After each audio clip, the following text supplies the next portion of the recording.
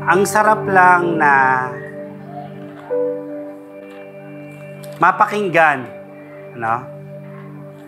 Actually, these songs, parang first time ko siyang narinig nung ako ay first time Christian din. The very first day po na ako ay umattend sa church, isa ito sa mga music na tumatak talaga sa akin. Being new dun sa church kung saan ako in-invite. Being new dun sa surroundings kung saan hindi ko kinalakan. No, ito yung isa sa narinig ko. And then yung pangalawa, yung Heart of Worship, which is my all-time favorite song when I'm meditating. And then this one, see, sabi, hear these praises from a grateful heart. Are we grateful to the Lord? Amen. Are we grateful to our God? Amen. Salamat po sa mga dalawang grateful. Ano po nangyari sa iba? Bakit hindi na po kayo grateful? Amen? Do we say amen? Amen. No? Hear these praises from a grateful heart, that each time I think my Lord, my praises start. Amen. I love you so much. It is more of parang admiration sa lahat ng ginawa ng Diyos sa buhay natin. Ano? Each time we think the Lord, do we really grateful? Do we really grateful each time we think the Lord?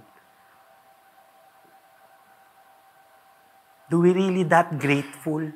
Is that gratefulness reflects on how you live, on how your desire to give glory to the Lord? It's still there? Or we still say, I'm grateful, Lord. Each time I think of you, the music, the praises start. No, napaka po, no? And then, it goes sa susunod na verse, sabi dun sa verse, yan. Dapat yan lumilipat na rin. Sorry hindi to naka kasi sa slides. But, yung next verse nun, hindi ko na rin matandaan. But, Sis MJ, please ano nga po nung next verse. Napakaganda lang nito and I really, talaga tong music na to. Pero mo, first time kong narinig nung first time ako naging Christian. And in my first day in my new ministry, narinig ko siya uli. It is a coincidence? Swerte ba yun? Hindi. Maybe this is really the message of the Lord to all of us. Lord, I love you. My soul sings in your presence carried on your wings. Why we need to be carried by God? Because God knows, hindi laging masaya sa ministry. Hindi laging madali sa ministry. Mostly, or most of the time, we need to be carried by our God. We need to be depended sa ating Diyos. No? Napaka-importante na maging lalagi tayong dumepende sa ating banal na Diyos. Because He knows yung mga bagay na hindi natin naiintindihan. He knows kung ano yung mga bagay na hindi natin nakikita, no? Sa atin pong calling, sa ating pagtawag. Kasi most of the time, we are so short-sighted lang. We'll never know kung ano yung, kung saan, or kung gaano ka-great, or kung gaano kalaki yung pagtawag sa atin ng Panginoon. Amen? Pero yung pagmamahal niya, so much, that it costs your heart to sing that you love your God despite of everything that is happening in your life. Amen? So, tapos na po yung preaching, makakauwi na po kayong lahat. Amen? So, sige po, inaanya ko po lahat at tumayo.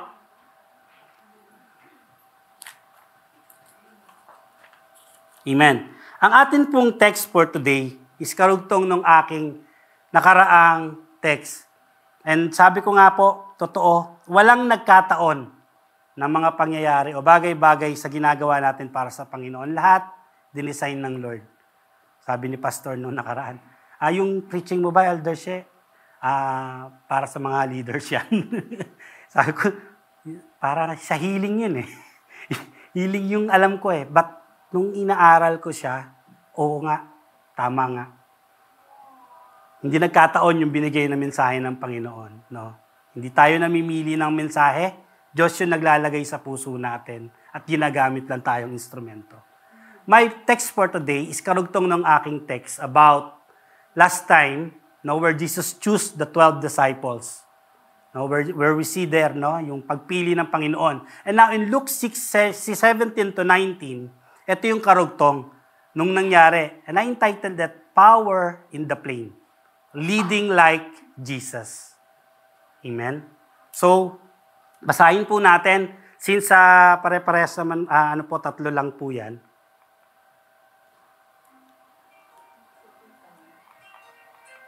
Yan. Okay. Since tatlo lang po ito, basahin na po natin ng sabay-sabay.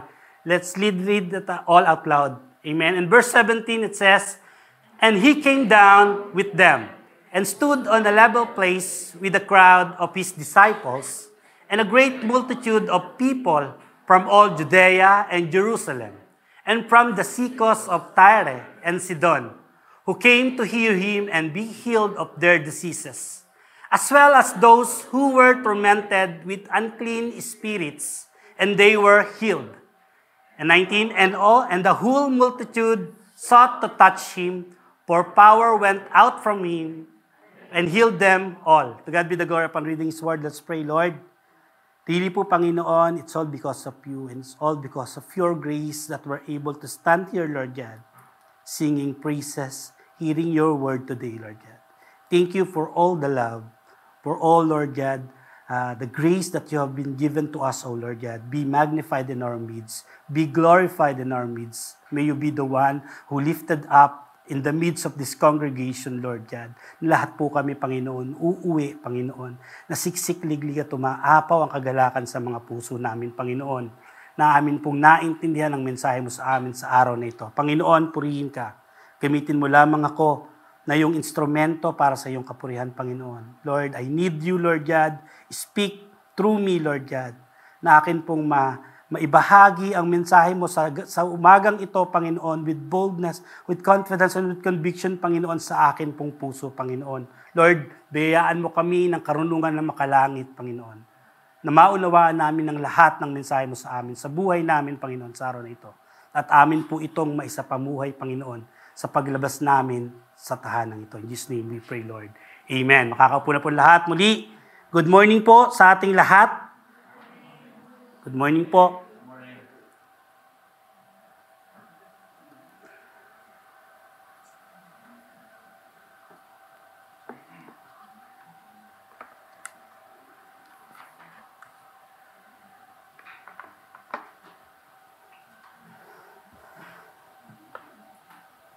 Amen. So, now po, sabi ko nga sa inyo, ito po yung ating text for today. No? Mababasa po natin dito. And in verse 17, ang sabi po dito, he came down with them and stood on a level place.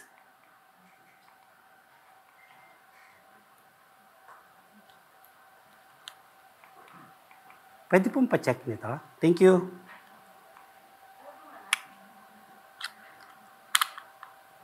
Saglit lang po konting commercial lang po.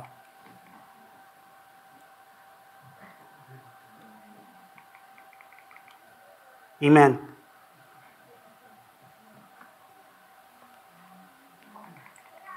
Makiki-check lang po. Salamat po. So next slide please, Sis MJ. So sabi po dito, no?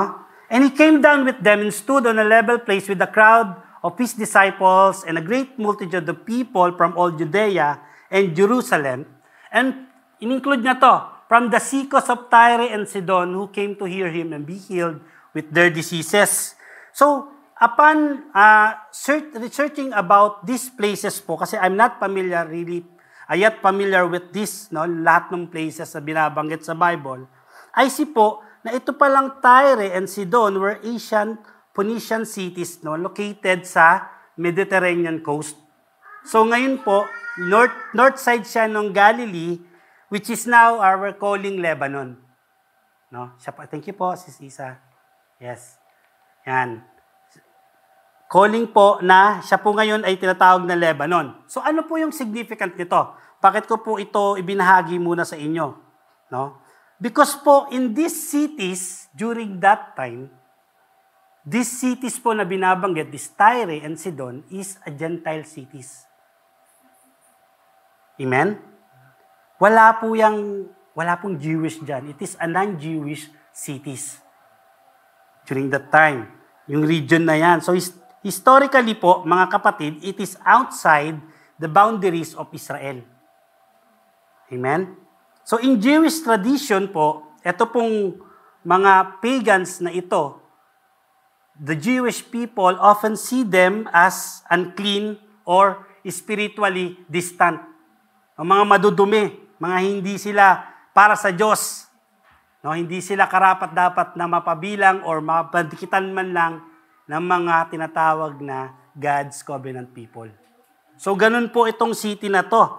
In a list that includes Judea and yung Jerusalem po, no, which is the religious and national heart ng Judaism that time, the mentioning po ng Tyre and Sidon stands out because it signals that yung Gentiles po na mga outsiders is also seeking Jesus. Is also seeking Jesus. So this is very powerful po, reinforcing yung buong major theme ng book ni Luke, ng gospel po ni Luke. So Jesus' ministry is actually breaking barriers, breaking national barriers, ethnic, and yung mga religious barriers. No? So it symbolizes the nations beyond Israel, the ones that Jews often viewed as spiritually lost. So napaka-powerful pala nito. Sabi ko kasi tinitingnan ko, ano po ba yung significant nito? Bakit binabanggit tong mga places na ito? Yun pala, dun ko lang siya naintindihan that these places is not a Jewish region. They are non-Jewish region. They are not the covenant people of God. They are outside the boundaries of Israel. They are the Gentiles. And yet, yung Gentiles dito, hindi pa po binabanggit this time. It will happen in Acts, in the book of Acts. No? Mas maiintindihan natin yung buong story of who is Gentile is and paano sila nagkaroon na-include sa plano ng Panginoon na kaligtasan. But here, mentioning these places pala, ipinapakita na sa atin ng salita ng Panginoon. Yung kanyang salvation is para sa lahat. Hindi lang para sa iilang lipi lang ng tao, kundi para sa lahat ng tatanggap sa Panginoong Hesukristo. No? Their inclusions in the crowd shows na yung ministry ng ating Panginoon was never just for the insider. Kundi include lahat po, yung inclusion. So from the very start, nung Luke, yung hina-highlights po nito is yung God's healing, truth, and grace for everyone. Jews and Gentiles alike. No? So, I want to start with this.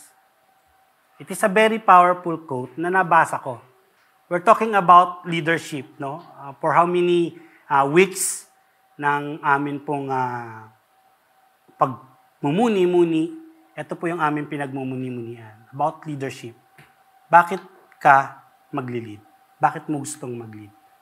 And I come with this very powerful verses. It is something that being modeled by our Lord Jesus Christ Himself. No, it is a quote. No? But when I think, when I ponder about this, parang na-relate ko siya doon sa ministry na gusto ng Panginoon para sa atin. Sabi rito, you can't lead the people if you don't love the people. And you can't save the people if you won't serve the people. In the context ng mundong ito, di ba? Totoo naman eh. We cannot lead the people if we don't show we love them. Hindi susunod yung tao sa'yo. Kung nakikita ng mga taong ayaw mo sa kanila. Amen? Na wala ka sa kanilang, wala kang time sa kanila. Lalo na yung mga nasa marginalized, yung mga nasa laylayan, sinasabi lagi, naririnig natin, Hindi nila maiintindihan yung gusto mo hanggat hindi mo na pararamdam sa kanila na you're one of them. No? Kaya mo silang abutin. You can't save the people if you won't serve the people. Kaya nga ang pangako lagi, pag ako nahalal, di ba? Laging pagsuserve. Ipasisemento ko yung mga lugar ninyo, pati yung mga gate nyo, sementado. Di ba? So, lahat ng pwedeng ipinapangako to serve people for one thing, to get the people's heart for them to follow. No? Choose you to be their leader. But this context is different. This context of the world is different from the one we are studying right now. So, here, sa atin po, do you believe, mga kapatid, especially sa ating mga leaders po, when God calls you, it's never random. It's intentional. Do you believe po? When God calls you, no matter who you are, no matter where you're serving right now, ano man yung ginagawa mo sa ministry, it's never a random that you're there. It is the intention of the Lord to put you there. Amen? Naniniwala po ba tayo? So, it's a calling. Naniniwala po tayo doon? Leadership in ministry is not a pursuit of power or recognition, the kind of leadership na sinasabi ng Bible. It is a divine calling to serve, mga kapatid, with humility, with sacrifice, and love. So when Jesus called these disciples, hindi sila nilagay ng Panginoon sa luklukan ng pedestal or grant them earthly status kung saan titingalain sila ng mga tao. Amen? Instead, the Lord Jesus Christ Himself modeled a kind of service that He wants us all to have. Being in a service where we are the servant. It is the model of servant leadership. Ministering to the masses, healing the broken, and teaching with compassion. So yung text natin, mga kapatid, for today is a powerful image na ipinapakita sa atin ng ating Panginoong Yesus. So Jesus, having just selected yung kanyang mga apostles, from the mountain, He descended to a level ground. Sabi ng verse 17. Ulitin natin, sabi ng verse 17, and He came down with them and stood on a level place with the crowd. So, yun po yung nangyari. No? He descended to a level place and is immediately surrounded nung crowd, nung people na naghihintay sa Kanya to be healed and to hear kung ano yung Kanyang ituturo. They are coming from all places. Sabi nga, even yung mga non-Jews regions nandoon. Napakalaking crowd nito. But what the Lord Jesus did, pagbaba niya, parang nagulat ba siya na, teka, kailangan ko ng Howie Boys. Napakalaking crowd nito. No. The Lord Jesus, from the mountain, immediately going to level ground. What does it mean? Yung Panginoon, no, siya yung bumaba sa mga tao. Nakita niyo po ito? Nakita niyo po yung kahalagahan nito, mga kapatid? He does not retreat, but He engage. He does not command, He serves. This is the heart of a servant leadership, mga kapatid. And today, co-servant in Christ, this is the 100 million question for us all to ponder about. Will you follow Christ's example and lead through service? Or will you pursue ministry for personal gain? Let's start by understanding 3 crucial principles from Jesus' ministry sa passage na atin pong pinag-aaralan ngayon. No? In the context po, for the context ng ating pag-aaralan ngayon, let's go back doon sa 12 and 16 na verses po muna. No?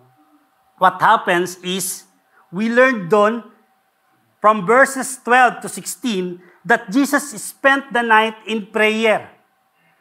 Di ba po? Remember yung last preaching po na pinakinggan po natin nung last time na nandito ako? In verse 12, before choosing yung mga alagad niya, he spent the night in prayer. And this highlights, mga kapatid, important things. The importance of seeking divine guidance before stepping in any leadership position. No.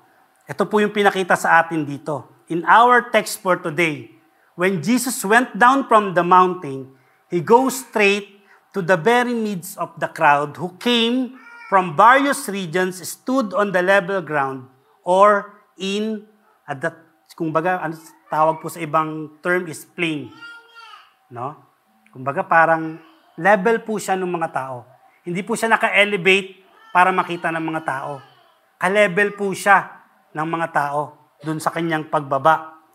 So, again, these people, nandoon po sila because they are so desperate for 2 things, healing and for hearing the teaching of Jesus. So what did Jesus did? Yung 12 po, di niya ginawang Howie Boys, sabi ko nga sa inyo.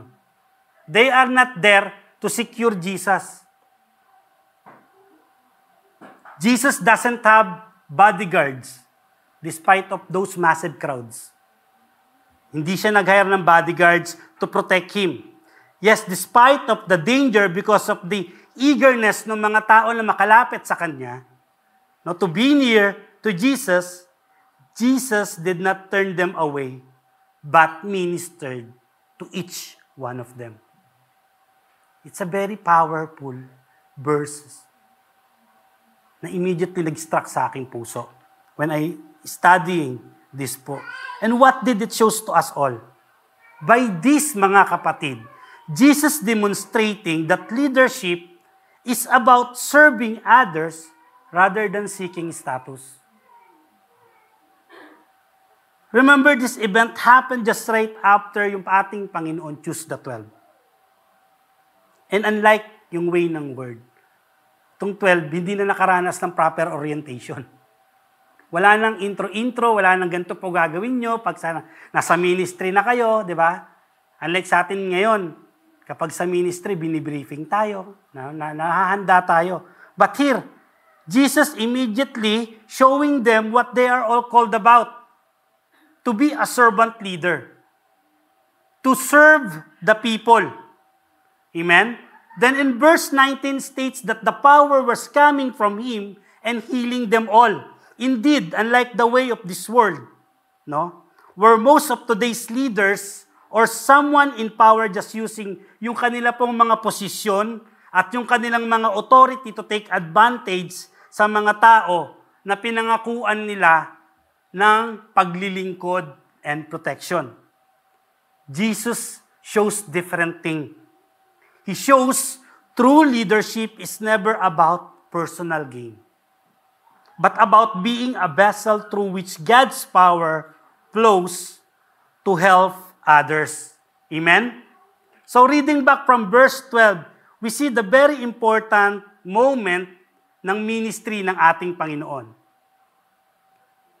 Jesus is there with them in the mountain, praying all night. Mga kapatid, true leadership is birthed in communion with God, not in personal ambition. This is what Jesus did, shows to us all. It is about a leadership begins with prayer and divine guidance. Without these two, we're nothing. Amen? We see Jesus exemplify that prayer is indeed very important.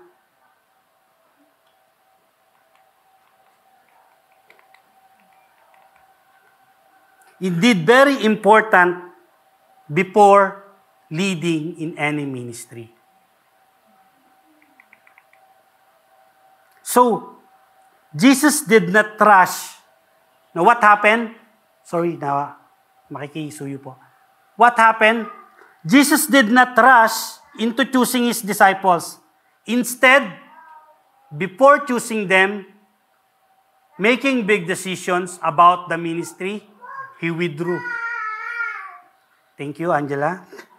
He withdrew to a mountain and spent the night in prayer. Tayo po ba, when we're making big decisions, katulad po ba tayo ng ating Panginoon? First, we seek the Lord guidance. We pray. No? Siniset aside natin yung ating mga sarili. Lord, is this your will? Is this what you want for me to do? No? Sinisik ba natin yung guidance ng ating Panginoon? Yung ating Panginoong Diyos, He reveals a very important emphasis sa atin pong ministry in leading His flocks. Everything on earth must be, press please, preceded by deep dependence on God. Amen? Lahat po ng ating gagawin dito magsisimula sa atin pong pagdepende sa ating Panginoong Diyos. Biblical servant leadership is never about pursuing power, but a calling rooted in dependence on God. Amen? Jesus perfectly modeled, mga kapatid, this kind of leadership sa atin po. He repeatedly demonstrated that ministry always and must begin with prayer, solitude, and divine guidance. Always and must be. Start on that. Bago po tayo gumawa ng ating mga crucial decisions or ministering the people. We always see Jesus, by His example, withdrawing. Why? To seek the Father. Showing that spiritual renewal is essential para po tayo maging effective leader. Mark 1:35 says, very early in the morning while it was still dark, Jesus got up, left the house, and went to a solitary place where He prayed. So what happened here is, after pong pagalingin ng ating Panginoon, yung mother-in-law ni Peter, at pagalingin po yung multitude na nagpunta sa lugar na iyon para po bakatag po ng kagalingan, ang ginawa po, ano po yung ginawa ng Panginoong Hesus pagkatapos? Parang, did He bask in parang contentment na, sa finally, success. This day is very successful. So, pwede na akong matulog. Pwede na akong magpahinga. Did He do that? No.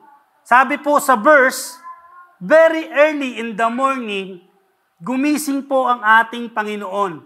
So, while it is still dark, meaning to say it's very, very early. Earlier than early. Gumising yung ating Panginoon para po, what? To pray. Mga Panginoon, mga kapatid. Mark 1:35 shows to us that leadership always requires spiritual renewal.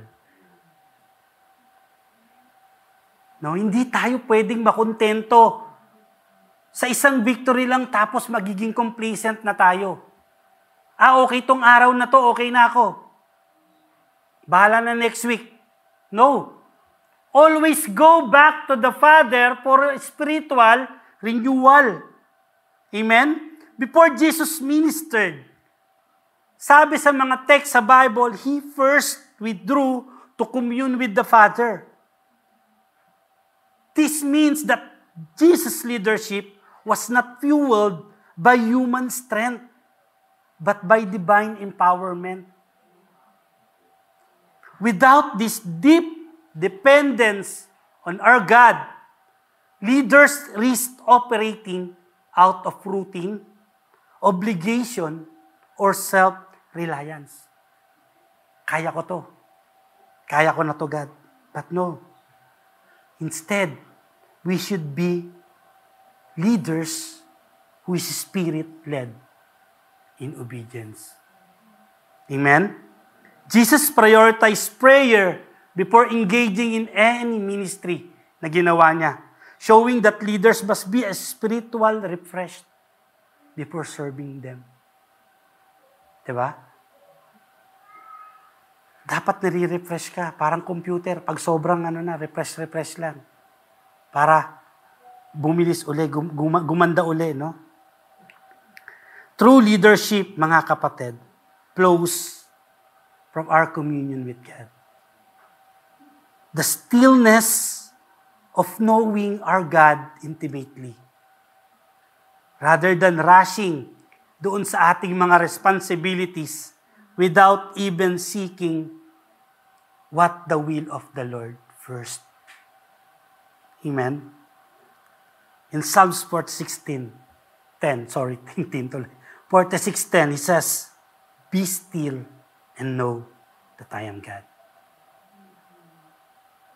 Yes, mga kapatid, prayer sustains leadership in times of ministry fatigue. Nangyayari po ito. It happens, mga kapatid. It happens po sa atin. Jesus didn't just pray because meron siyang big decisions na gagawin. He returned to prayer after exhausting ministry para po mag-recharge. This reveals sa atin, mga kapatid, that really yung leadership birthed in prayer but sustained by it also. Hindi lang siya nagsimula through prayer, but yung magsusustain sa atin all throughout this ministry is yung ating communion with God. It is what sustains us. Kasi yung ministry, mga kapatid, hindi po talaga siya madali. To minister the people, you have to be, sabi nga nung pinag-aaralan po namin before, to pluck the sheep, you must smell like sheep. Amen? Does it make sense? Hindi po talaga siya madali. So, we need prayer to sustain us in this ministry. Our prayer and your prayer. Para po tayo ay masustain. In Matthew 14:23, it says, after he had dismissed them, he went up to a mountain by himself and prayed again. Jesus again modeled prayer first ministry. Jesus, after feeding yung 5,000 people, no? Yung nagpakain siya ng napakaraming tao, after that did not fast again in the success of his ministry. But after mag-ministered sa mga tao, he prayed. He withdrew to pray. Do we see the important nung lahat ng bagay na ito? Do we see the important nung truth na sinasabi sa Bible about this thing? Yung spiritual strength must be continually renewed. Amen? Yung ating kalakasan must be continually renewed. Hindi po lagi tayong malakas. Pero yung ating Panginoon, always and will be. So dapat tayo laging mag-recharge by communing to our God. In ministry, sa pagmi-ministry po natin, huwag po natin kalilimutan ang Diyos. The moment na magtiwala tayo sa ating mga sarili, dun magkakaroon ng problema sa ministry. Amen? Doon magkakaroon ng patig sa iyong ministry, ng burnout sa iyong ministry. Because relying on our own strength, sino ba tayo? Amen? Hindi nga natin maintindihan yung mga bagay, maraming bagay-bagay. Ito pag sa calling ng ating Panginoon. We have to renew our strength sa atin pong Panginoon para hindi po tayo ma-burn out. Without recharging through prayer, ito po yung ang mangyayari sa atin. Lagi na lang tayong burn out. Lagi na lang tayong pagod. Lagi na lang tayong mag-i-excuse. Yes, mga kapatid, very draining physically, mentally, emotionally ang pagmi-ministry, ang paglilid sa isang church. That's why always include our pastors in our prayer. Because hindi po talaga madali. It takes even the health of them, the resources of them, just to reach out yung mga problema sa loob ng church.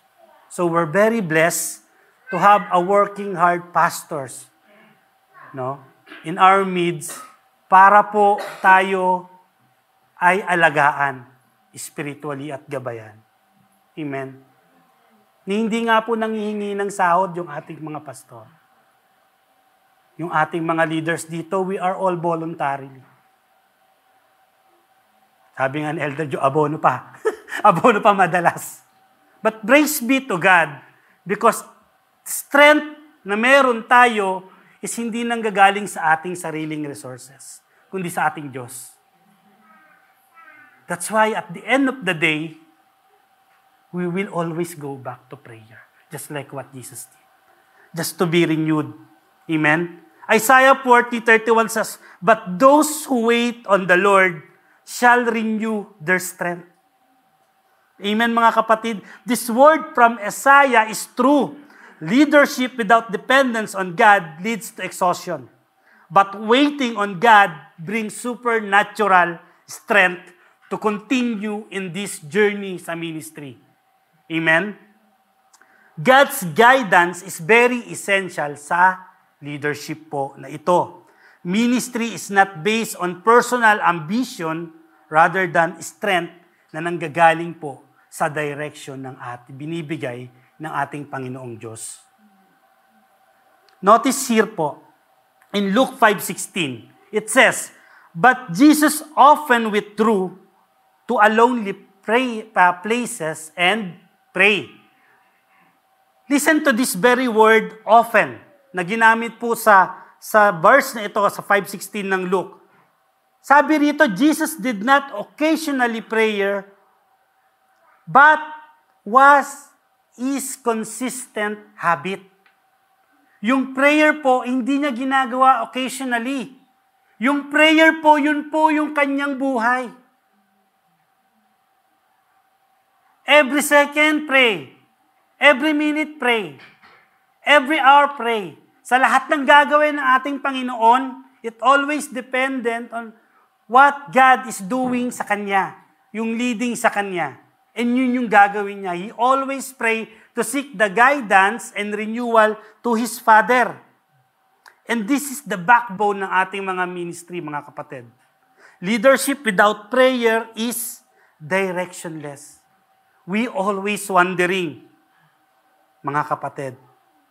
A kind of ministry which is lost and aimless without prayer. Leaders, mga kapatid, must seek God's wisdom regularly para maging stay tayong healthy. Amen? Healthy yung ating spiritual life. We must constantly seek God's will rather than relying sa ating personal understanding. Amen? Ano sinasabi ng Proverbs 3:5-6? Very familiar ito. Most of us, right? Sabi rito, "Trust in the Lord with all your heart and lean not on your own understanding. In all your ways, acknowledge Him." And what He did? He will direct our path. Amen? Totoo po ba ito? Amen. Leaders, we need to lean on God so that we will always be directed sa Kanyang will. Because each time, alam ng Diyos, kung pababayaan tayong mag-decide, hindi tayo pa ganun, puro tayo pa ganun. Puro tayo palayo sa Panginoon. Amen? Wala tayong i-decide na para sa Diyos kung hahayaan tayo ng Diyos. Kasi most of the time, ang mag-aano sa atin is yung ating mga sariling kagustuhan. Yung ating mga sariling pangunawa kung paano natin ititreat yung ating flock. At kapag medyo makulit na tong tupang ito, wala nang ibang solusyon. Hirap na siya, kailangan na siyang patayin. Di ba? Kailangan ko na siyang tulungan. Kailangan na natin siyang patayin. Yun yung magiging resolution natin pag walang Diyos. Pero nakita nyo, kapag may Diyos, kahit gaano kakulit yung tupa like a good shepherd, He always leave the 99 to find one. He always make sure na safe yung kanyang mga tupa sa pag-atake ng mga mababangis na hayop. And He even carried yung kanyang tupa just to make them safe. Mahirap gawin iyon in reality kung wala ang Diyos sa buhay natin. Amen? Yun nga lang mag-amoy tupa, mahirap na eh. Yun pang humabol ng pasaway na tupa. Amen? You see, yung kaunawaan ng Diyos, hindi kaunawaan ng tao. His ways is never our ways. And His minds are higher than us, mga kapatid. Amen? You see, our calling is dependent leadership and we must understand this. You will not do it alone. Kaya tayo minsan natatakot to commit kasi we think tayo lahat ang may kailangang gawin. In this ministry, ang sabi ng Diyos, dumepende ka sa akin. All I need is your obedience. And I will show you the way. I will direct your path. Hindi kita pagkukulangin sa lahat ng mga bagay na kailangan mo kung saan kita tinawag. Pinagkulang ba tayo throughout these years? Amen? Nakita nyo, lumalaki yung ating congregation.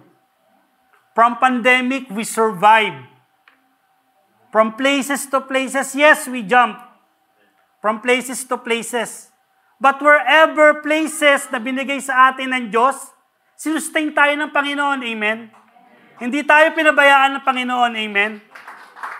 Yun ang klase ng Diyos na nagsustain sa atin dati. Ito rin yung klase ng Diyos na magsusustain sa atin ngayon at magsusustain sa atin sa hinaharap.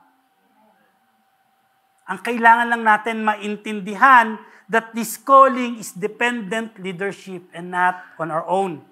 It is not about self-sufficiency. It is about the absolute dependence on our God. Jesus modeled that true leadership must be preceded, sustained, and guided by our communion first to God. Parents, before guiding our children, let's commune with God.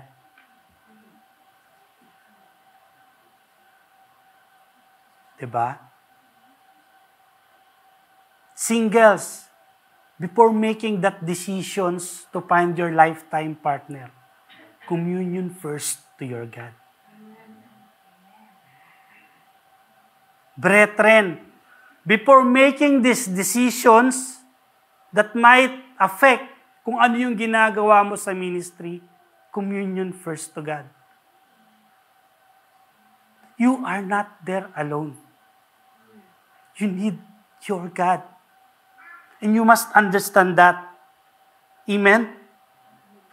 Without seeking the Father's presence, mga kapatid, leadership loses its divine purpose. And it becomes what?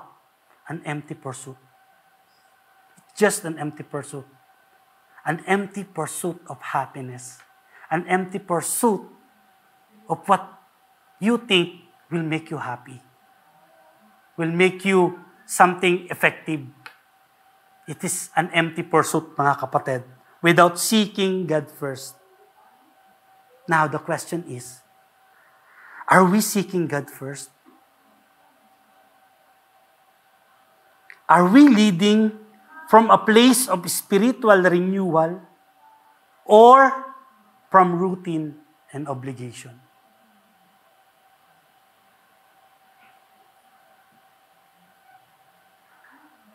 Are we ministering in our own strength or relying on the Holy Spirit? Are we? If Jesus, mga kapatid, if our Lord Jesus, the Son of God, saw prayer as essential requirements for leadership, for ministering people, how much more should we? How much more should we? Have we sought God's will before stepping into leadership? Or are we leading by divine appointment or our personal desire?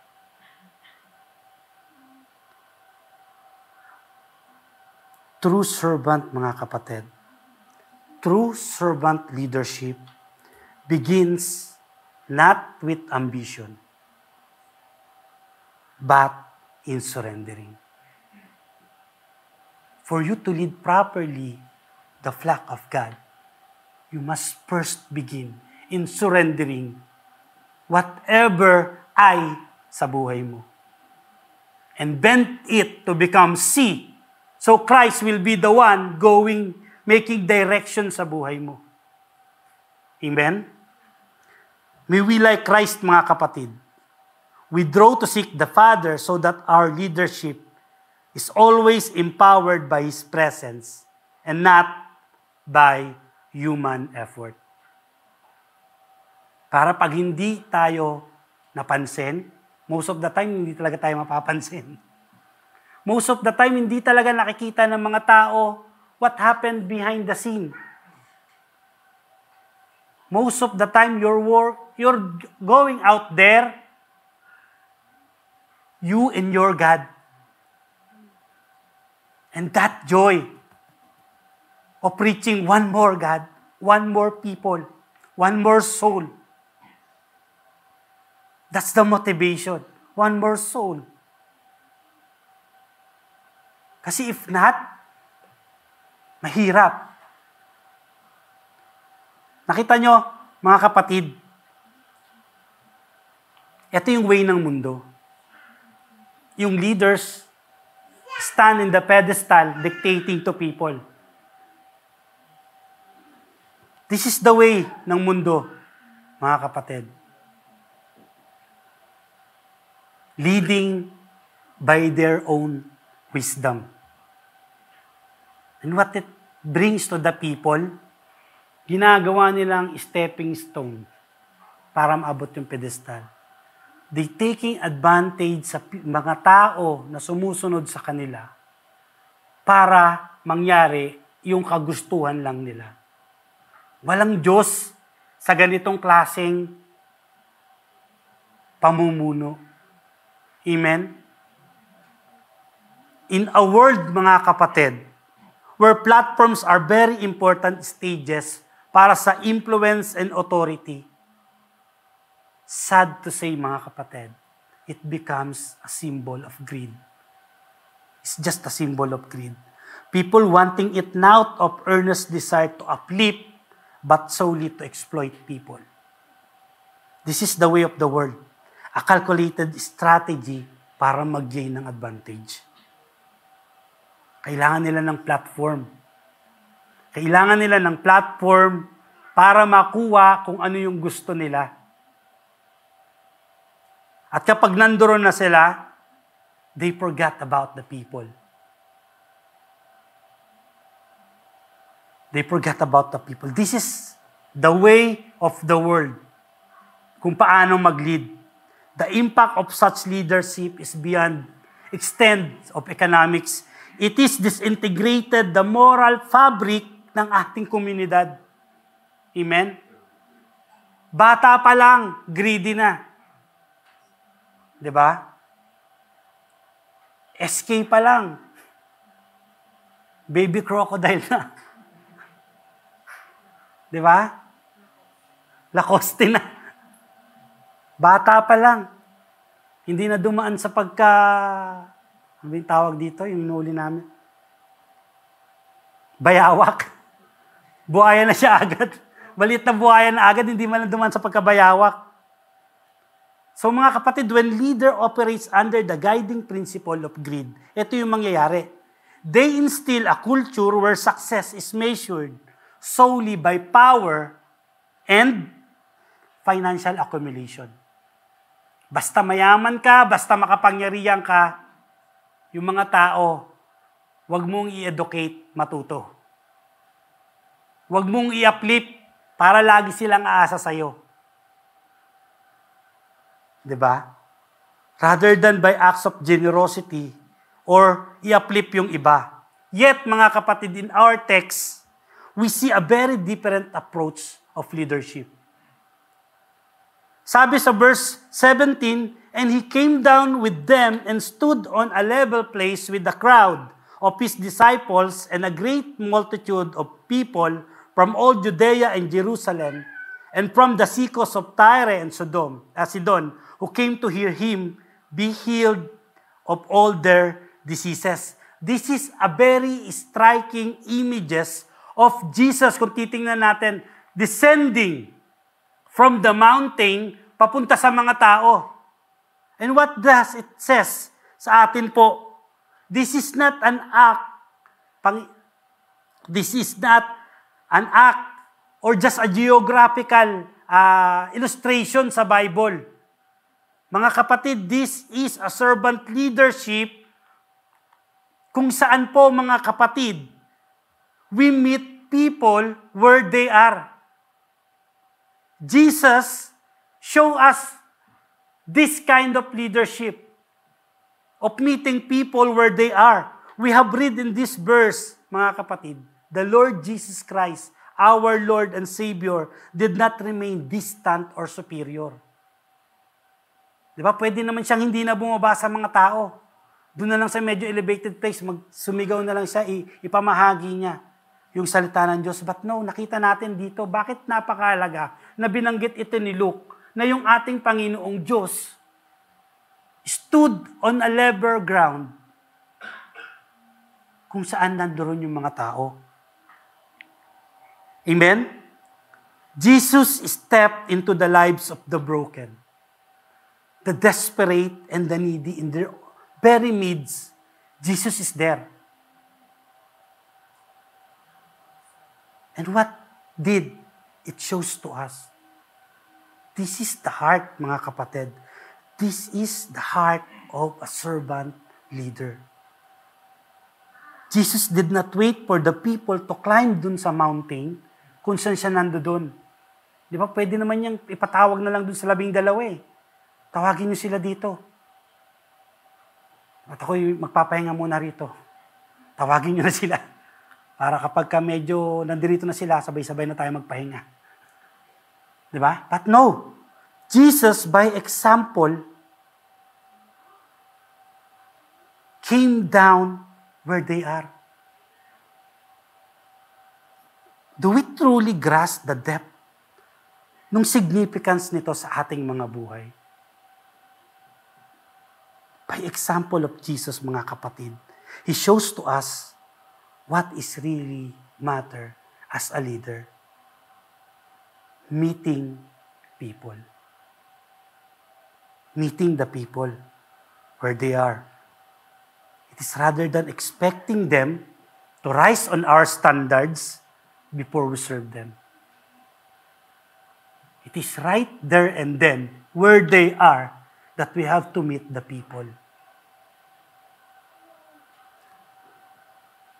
In Philippians 2:5-7, it says Jesus is the perfect embodiment of what this leadership is all about, what the humble servant is all about. It says in this verse that Jesus humbled himself, taking a form of a servant. Did you ever ponder about this truth? Jesus, mga kapatid, chose to set aside all his divine privileges to take on a human form and serve who? Us. And serve others. That is, mga kapatid, the leadership, what is all about. This is what leading in the ministry, mga kapatid. Lowering oneself to lift up others. Mahirap madali. Mahirap, di ba? Mahirap yung ibaba mo yung sarili mo.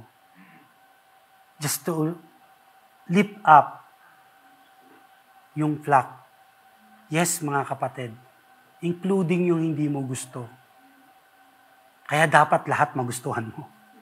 At para mangyari yon, kailangan mo ng heart and direction calling from God. Kasi on your own, you will never understand bakit ka nakaupo dyan.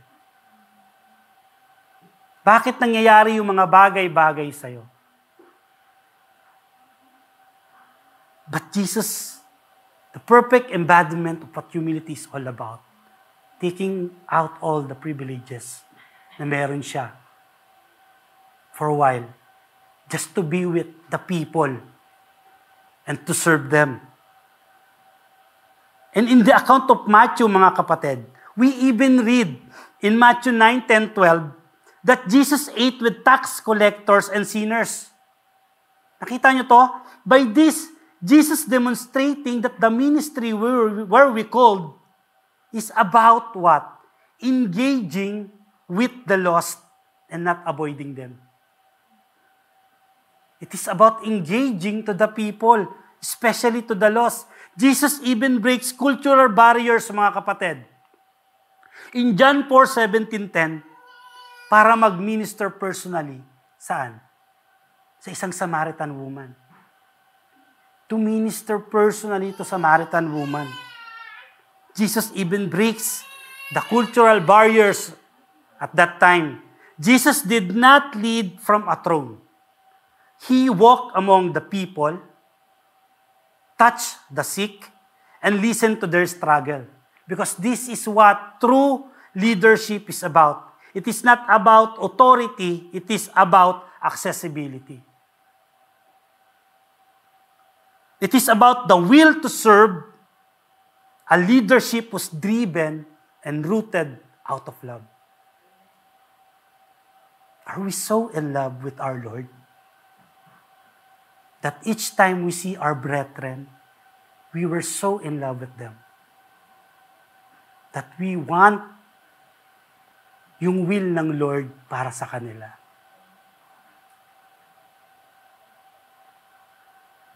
Jesus did not teach servanthood.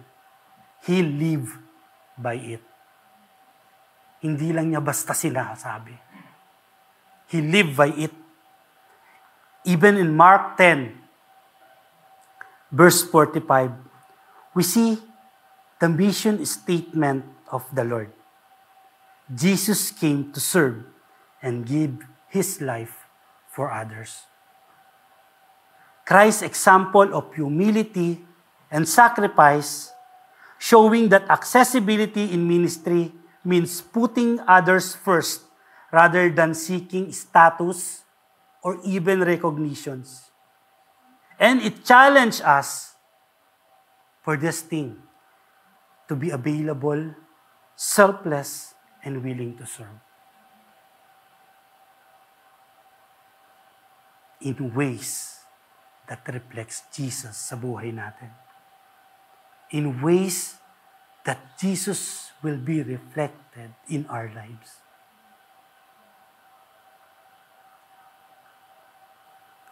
How did the service manifest? In Luke 9, 5:10. We see a very striking example of Jesus, not in the grand temple or before the crowds, but in a simple moment sa buhay ni Zacchaeus. Do you know Zacchaeus? Yung story ni Zacchaeus? Si Zacchaeus yung anak ni ni Sisu. No, Zacchaeus in the Bible is the one na napakalit na tao na umakyat sa puno. Para lang niya makita yung pagdaan ng Panginoong Yesus. In short, papampam tong si Zacchaeus eh. Umakyat sa puno para mapansin ng Panginoong Yesus. Here, Jesus makes himself accessible to someone kung saan nire-reject ng society. Sino ba si Zacchaeus? Si Zacchaeus is a tax collector din. No?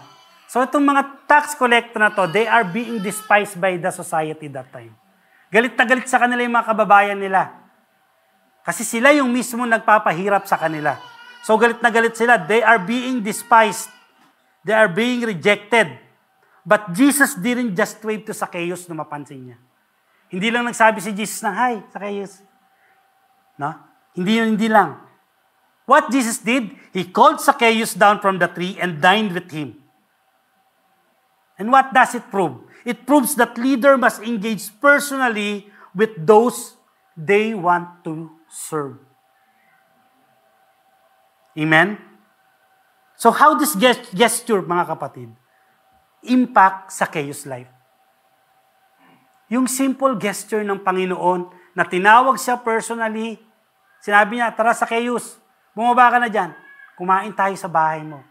Patuloyin mo kami." Ano yung naging impact nun sa buhay ng isang makasalanan na katulad ni Zacchaeus? Sabi sa verse 8, "Lord, look, I give half of my goods to the poor, and if I have taken anything from anyone by false accusation, I restore fourfold." Nakita nyo yung impact sa buhay ni Zacchaeus ng isang makasalanan? They are working by greed. Kaya nga sila nandadaya kahit mga kababayan nila. Pero itong sinabi ni Zacchaeus is different thing. He didn't just feel sorry. Zacchaeus took action. Give away half of his wealth to the poor, and even offered 4 times. No? 4 times nung restitution to anyone na kanyang dinaya. Above, mga kapatid, kung ano yung requirements ng law during that time. And Jesus, what?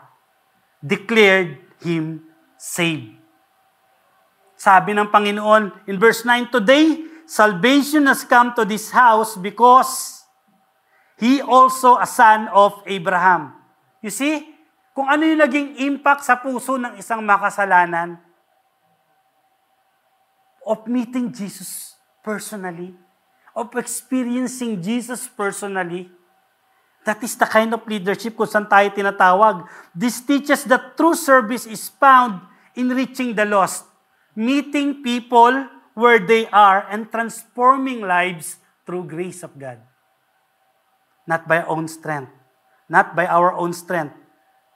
And even in Acts 10, 34, 35, mga kapatid, it marks a moment of shift in the early church during that time when Peter realizes that God is not a partial God. Yung parang, ito lang yung gusto ng Diyos. Nakita ni Peter yung impartiality ng ating Panginoon in accepting people from every nation. He said, "Truly I understand that God shows no partiality. But in every nation, anyone who fears Him does what is right is acceptable to Him." Whether you are a Filipino, you're an Indian, you're an African, or whatever you are, kung saan ka man galing, you want to know your God, He is there for you. Salvation is for everyone. And this is what Peter's realization. Peter acknowledged that salvation is not limited sa kanila lang mga Jews. But it is available to all who fear God and want to live righteously before God. So in this world, mga kapatid, too often, yung ating mga leaders wait for people to come. No? Kapag botohan, vote for me, I will help you. Iaangat natin yung mga nasa laylayan. Pero kapag nandun na sila sa taas, yung salita nila, naging maganda na lang pakinggan. Pero yung mga nasa laylayan, yung mga taong pinangakuan nila, nandun pa rin. Same thing is true sa mga tao na ginagamit ang reliyon para sa sarili nilang kapakanan. Yung mga tao na nandoon sa loob ng church kung saan nila pinamumunuan, they are still lost. Hindi nila alam kung ano ang tunay na daan para sa kaligtasan. Wala ka palang dapat bayaran. Wala ka palang dapat gawin. Kundi paniwalaan mo lang at confess through your mouth and believe through your heart that Jesus Christ is God, and you will be saved. You don't have to do anything. Don't need to pay anything there. Amen, mga kapatid? In this verse, Jesus is showing us that servant leadership is not for convenience. It is a costly engagement. Are we willing to descend from our positions and truly engage sa ministry kung saan tayo tinawag? Mga kapatid, what are you willing to lose?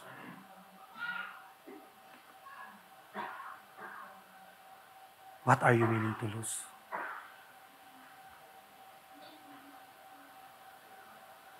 Luke 6:19, mga kapatid, reveals a reflective truth about Jesus' ministry. His leadership was not passive. It is transformative. Nakita natin yung nangyari kay Zacchaeus. He transformed Zacchaeus' heart from greed para sumunod sa kalooban ng Panginoon. Di ba napakahirap na yung magnanakaw, ibigay yung lahat ng nanakaw niya para sumunod sa tao na wala namang ibibigay sa kanya. But yung personal experience niya of encountering Jesus changed his life forever. This is the essence of servant leadership, mga kapatid. It is not merely about being present, but about making an impact, mga kapatid, to people's life through Christ's power. Jesus did not teach. Our Lord Jesus Christ demonstrated the kingdom of God through acts of healing and restoration. Amen? Yes, mga kapatid. Jesus' leadership, mga kapatid, was marked by power and healing. His leadership was not about status, but about service. And his power was always directed to lifting others up. Yun ang katotohanan po, mga kapatid. In Matthew 14:36, people sought to touch even yung border ng kanyang cloak. And all who did that were healed. You see the power that comes from Christ? Even yung laylayan ng kanyang cloak is enough na kung sino man yung makahawak nun, gumaling. The same is true in Mark 3:10, mga kapatid. Were many pressed around him because he held so many. Nakita nila marami nang pinagaling yung Panginoon. People were pushing forward just to touch Jesus, and they believed they will heal. The same is true in in this verse, mga kapatid, in their desperation and faith, they recognized His power and sought even the slightest contact nung suot ng Panginoon is enough for them to be healed. The power of the Lord was present for Him to heal, emphasizing that leadership must be what? A Spirit-led leadership. Without the Holy Spirit, we are powerless. Because the Holy Spirit is what empowered us. Amen? In Luke 5:17, Jesus didn't just touch with words. His ministry was backed by divine authority that transformed lives. Yes, mga kapatid, ito yung katotohanan ng kanyang salita. Jesus' leadership bring healing, restoration, and encouragement, mga kapatid.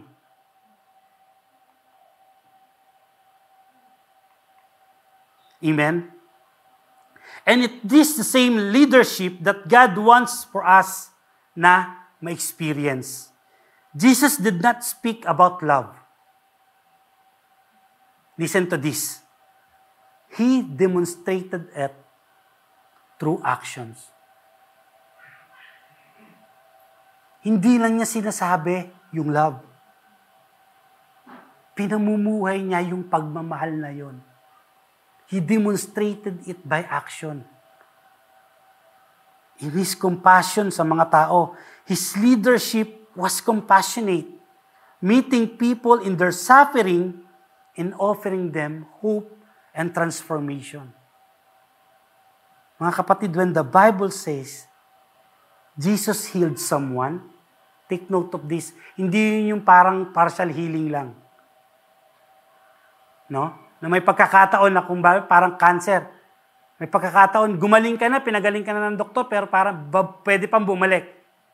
When Jesus healed, He fully restored. Hindi ka uuwing hindi kumpleto. Once you encounter the healing power of our Lord Jesus Christ. When Jesus healed, He restored. No matter the extent nung sickness sa katawan mo. Emotionally, physically, mentally, encountering Jesus makes you fully healed. Makes you fully healed. That is why whenever Jesus went, people laid the sick before Him, knowing that His presence brought healing. Mga kapatid, in Mark 6:56, it is indeed the power that comes from God that even, mga kapatid, in the time of the apostles' ministry, remember the story of Peter in Acts 5:15-16? Remember that? That even Peter's shadows brought healing, showing that servant leadership empowered by Christ leaves a lasting impact sa mga tao. All in these truths, Jesus' humility defines the leadership He wants us all to have.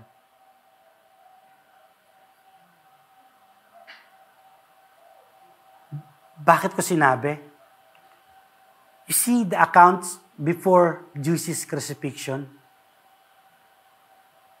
In John 13:14, ano yung ginawa ng ating Panginoon? He washed the disciples' feet. Proving that leadership isn't about to serve, but about serving others, not for your own gain. Mga kapatid, are we leading in a way that draws people closer to Christ? That's our ministry, mga kapatid. Does our ministry bring healing, restoration, and encouragement to others? It is not about the elders or the pastors or the deacons.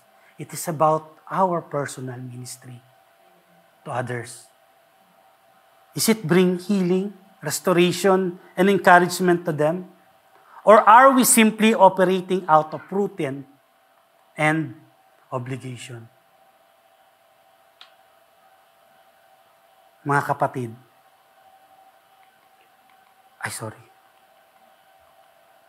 our calling, mga kapatid, is to lead with compassion.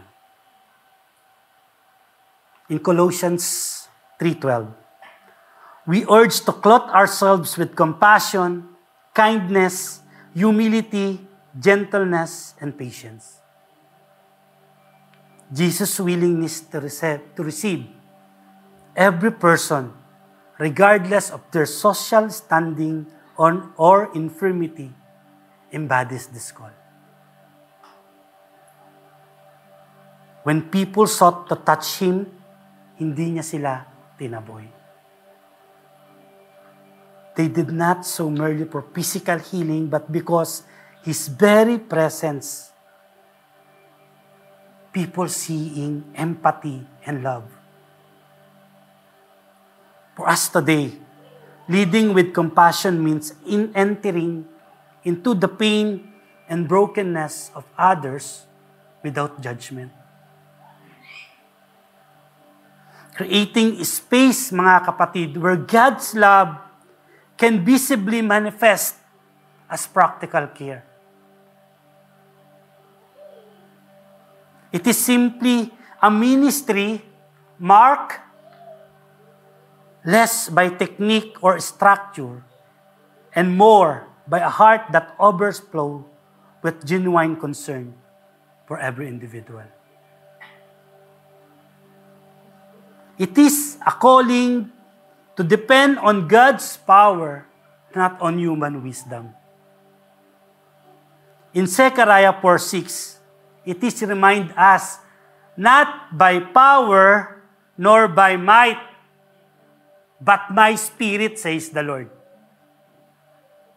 Jesus' healing ministry was not the result of human strategy or sheer determination to heal someone. It was the dynamic work of the Spirit flowing through Him. In our ministry, mga kapatid, we often chase after well-crafted plans. Yung madalas tayong gumawa ng mga bagay na tingin natin makakatulong sa ating ministry. Some were so eloquent, no? Na mga strategies how to be effective in the ministry. We might tend to forget the true transformation comes when we step aside and let God work through us. Amen? Hindi ko sinasabing mali yung magplan. Hindi ko sinasabing mali itong mga bagay na ipaplan natin. Ang sinasabi ko lang, useless lahat ng plano kung hindi included si God. Kung ang included lang yung kagustuhan natin, lumagutong church. Tapos pag lumago, anong gagawin? Bahala na po kayo dyan. Sabi nyo lang naman po, gusto nyo palaguin, kaya po nagsama ako. Bahala na po kayo dyan sa sinama ko. Pakita nyo po example ng pagiging servant. Not me. Yung ba yung tinawag tayo? No. Tinawag tayo to live. Kung ano yung ipamuhay, kung ano yung itinuturo ng ating Panginoong Hesus. This verse, mga kapatid, is a sobering call to abandoning the illusion that human effort alone can achieve extraordinary para sa ministry ng Panginoon. No. We have to step aside and let God work through us. Ito yung makita ng mga tao. Kung papaano kumikilos yung Diyos sa buhay natin. Hindi kung papaano natin kagandang ikinuwento sa kanila yung ating Diyos. Kasi kahit gaano natin kagandang ikwento sa kanila, kung iba yung nakikita sa pamumuhay natin, paano sila lalapit sa Diyos? Amen? We have to depend sa magagawa ng Diyos sa buhay nila. It is our responsibility to witness Christ to them, to share Christ to them. Yung power ng pagpapatubo, ng paglago nun sa buhay nila, it is for God. Do your calling. Understand and do your calling. Para hindi tayo ma-burn out. And let God do the rest. Amen? Seek to minister, mga kapatid. Seek to minister that leaves people transformed, not just informed. Amen? This transformation, mga kapatid, in Romans 12:2, challenges us to resist conformity to worldly patterns and allow a profound transformation about renewing of the mind to take hold. This transformation goes beyond simply imparting to them biblical knowledge or moral guidance. It requires that our ministry initiates a deep inner change, the healing and restoration scene. Amen? So the healing and the restoration will be seen. In Luke 6:17-19, sa text natin ngayon, we're not purely physical fixes yung ginawa ng ating Panginoong Jesus. But it is an invitation to the people to a radical reordering of their lives. They are there not to be healed only. They are there to heal. Jesus teach. You see the hunger. And alam natin kung saan tayo dinadala ng turo ng Panginoon. Sa mga bagay na hindi naman natin kinalakan o nakasanayan. It is a radical reordering of our lives to be conformed sa gusto ng ating Panginoon. And what we are fostering by striving to minister in a way that renews minds and hearts. We foster, mga kapatid, an environment where individuals not only learn about God, but are remade in His image. Experiencing a change, mga kapatid, that is both personal and lasting. Amen po? Mga kapatid, true servant leadership does not about leave people unchanged. But through the power of Christ, mga kapatid, it empowers, it heals, and it restores. Amen? May invite everyone, every UPM po, to be in front. Our calling, mga kapatid, is to follow Christ's example, leading with power, with compassion, and a heart that is fully surrendered sa ating Panginoon. It is a call for a leadership, mga kapatid. It is a call for a leadership. For us, this call is both a radical and a rewarding journey sa atin pong pananampalataya. A journey away sa pagre-rely natin sa ating mga sariling kalakasan patungo sa pagtitiwala sa kalakasan at kapangyarihan ng Diyos para sa buhay natin. Amen? The world defines leadership as authority and recognition. Christ Jesus defines leadership as service and sacrifice. If we are truly called to minister, then we must be, mga kapatid, to serve other without seeking reward. To love others without expecting something in return. And to live without striving for status. Press please.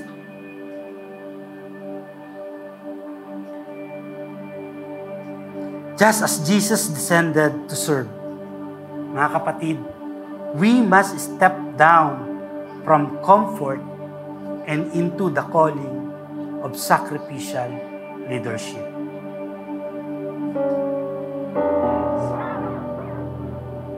Leaders, mga kapatid, this is our calling.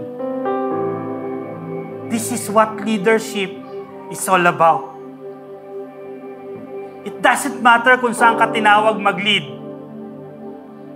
Whether yung mga anak sa inyong mga family, sa inyong mga nakababatang kapatid, sa inyong mga magulang sa inyong mga anak, or sa inyong mga katrabaho, or sa inyong mga kaibigan. It doesn't matter where you are. Your calling is to serve. Will you pour out yourself for others? Will you serve in humility, in power, and in love? Mga kapatid, will you lead like Christ? Iniiwan ko po sa inyo ang kasagutan ito, ang katanungan ito, for you to ponder. Will you lead like Christ? To God be the glory. Amen. Let's pray. Father God, I want to thank you, Lord God, for today, Lord God, sa lahat ng bagay na ginawa mo sa buhay namin. Lord, help us to lead like you, Lord God. Help us to see people with a heart like you, Lord God, with compassion, Lord God. Lord, help us to love the unlovable, Lord God. Help us, Lord God. Strengthen us, Lord God, to really love the people you love. To embody the love, Lord God, na binibigay mo, Panginoon. Na in-example mo, Panginoon, para sa aming lahat. Lord, help us to love like Jesus, Lord God. And in your calling for leadership, give us the courage, Lord God, to understand and believe and to trust you in everything, Lord God. Lord, thank you, Lord God. In Jesus' name we pray. Amen. That's all the time.